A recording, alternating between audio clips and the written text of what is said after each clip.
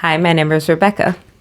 Hi, my name is Eva, and we're going to talk about being queer activists in the arts scene in Iceland.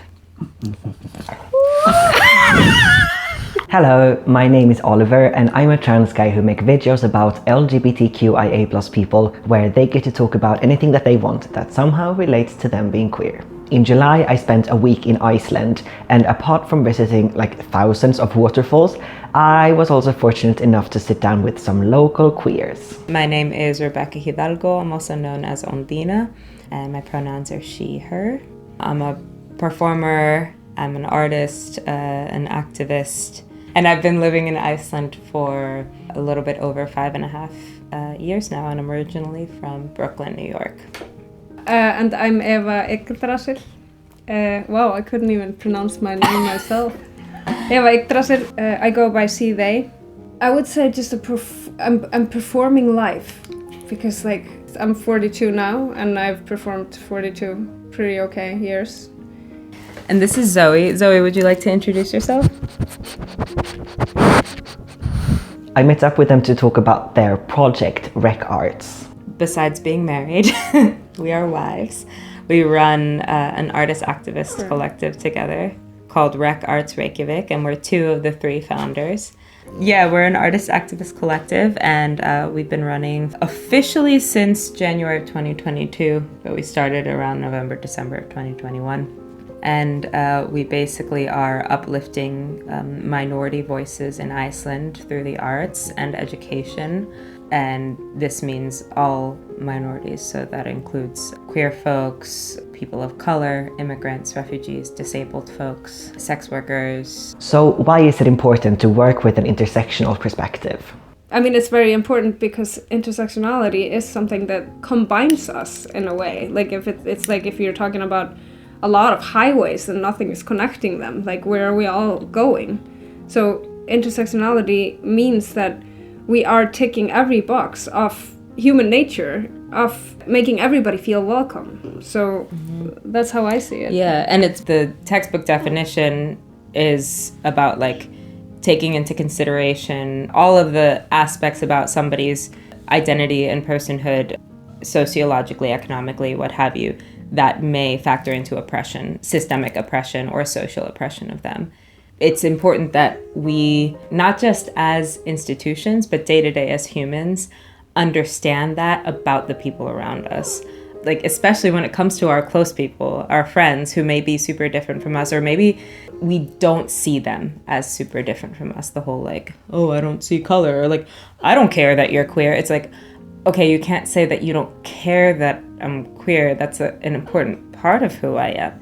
You can't say like, well, I don't see that in you, or that's almost like an insult, because when people say that, doesn't show that you're a lesbian. Yeah, like, exactly. Like, oh, I'd never think that you were a lesbian, or like. I mean, I hear that about autism. Yeah. Also that's an important part of intersectionality as well. And like, my queerness doesn't take away from my Latina-ness. Whatever my gender is doesn't take away from that I'm an immigrant. Like, one thing doesn't go over the other. Yeah. All of these things make up who I am, who you are, you are as a person.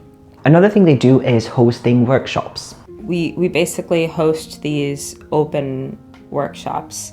Sometimes it's every weekend, sometimes it's every few weekends. They're free and open for all, basically, and the 3 of us facilitate them, and then we sometimes have guest hosts. It's for anyone who is either from a marginalized community or they just want to come and learn, and it's about sharing stories. We do a lot of improv, like rooted in like acting work and stuff, not necessarily to build people as actors. Some people are actors and artists, but it is a lot to get people out of their shell, to get people comfortable with talking, with moving, with believing in themselves. Yep, a lot of self-esteem building. I don't know, we learn so much from each other by hearing each other's stories. Another thing this organization does is one thing that I would love to attend one day. We produce and host variety shows. So one of the big things in the Icelandic art scene that we've seen, at least in like the elitism of the Icelandic art scene, when people complain, okay, there's not enough diversity on stage, they're like, well, we don't have enough diverse performers in this country. And our answer to that question was, well, we do. And the fact that we, the three of us who run the collective, are each very intersectional, each three of us, we can put out an open call and people will be like, oh, okay, somebody who's like me, or like somebody who might know what I'm going through. Yeah, I'm going to apply. And also our shows are predominantly in English and they're accessible and everything. So we not only curate, but we create an open call. So you can, it's like a digital audition basically. All types of performance, singing, stand-up, dance, poetry. And these are all people who are either already professionals in their field or are on their way to becoming that. To give them a platform and to show the Icelandic art scene, well, here they are. Now, what are you going to say now? So we've been doing that, and those shows are called House of Revolution. And one of the reasons that we picked that name is because our collective is heavily influenced by the ballroom scene.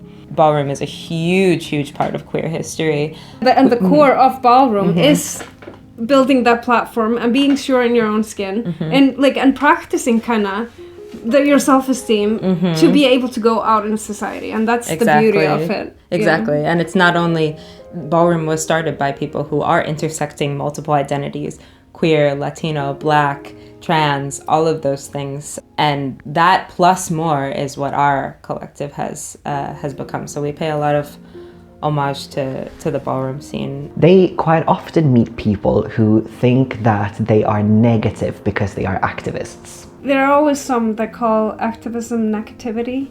Does it always have to be a problem? Like, do we always have to invite everybody to my birthday? Can we not leave just the few out that can't, walk up the stairs or won't hear, or like, it is just like if you would turn it around and get them to understand that this is what you're saying to me, then they're going to get embarrassed and they want to fix it. That it's always about turning. It's just because they don't understand. I want to believe that. I want to believe that everybody has the kindness of wanting to have everybody involved, and their mentality of calling it negativity or anything else is just because they haven't seen that side of it. They just haven't thought it through. Yeah. For instance, with the bystander effect, like if you're just an example of a situation and you're in a group of Icelandic people and they make a comment about immigrants or something like that, it is normal for you to feel like, okay, I don't want to bring it up because I don't want to be the annoying one. Negative. I don't want to be negative. I don't want to be the bad guy. But at the same time, there is a way to still bring something up in a way that just more like, oh, why are you saying that? Why did you say that thing? Rather than being like, oh, you shouldn't joke about immigrants because that's not cool and blah, blah, blah. Because a lot of people aren't going to listen to that. Of course, it's different if you're in a situation that might compromise your safety. Yeah, then you shouldn't, you don't always have to say something. But if it is a situation where you are maybe amongst people like you or amongst people that are not going to compromise your safety, that you should say something, even if you put the mood down. So fucking what? Then you, like you said, you almost can, like, if you can school somebody, maybe you embarrass them a little bit and maybe they're going to think twice about what they've said or saying it another time. To sum up, I asked what they want to achieve with rec arts. Achieving something in life doesn't make sense because we're all gonna die. So we're gonna achieve that for sure. But that is the truth. It's the one certain thing. That's why I'm laughing, because we laugh at uncomfortable things.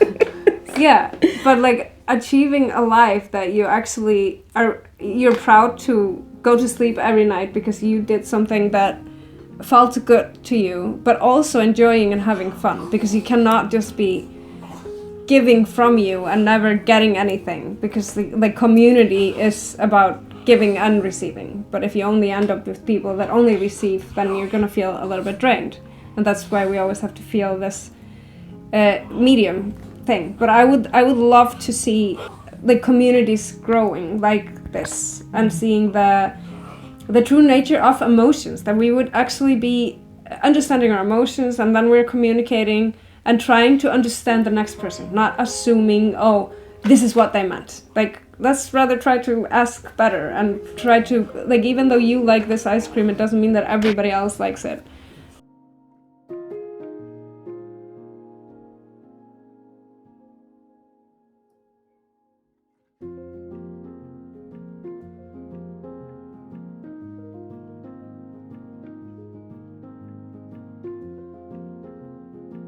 If you enjoyed watching that video, please like, comment, subscribe and share the video. I really appreciate you showing your love in that way. If you also want to support the channel financially, that's possible via Patreon, but really no pressure. See you next time!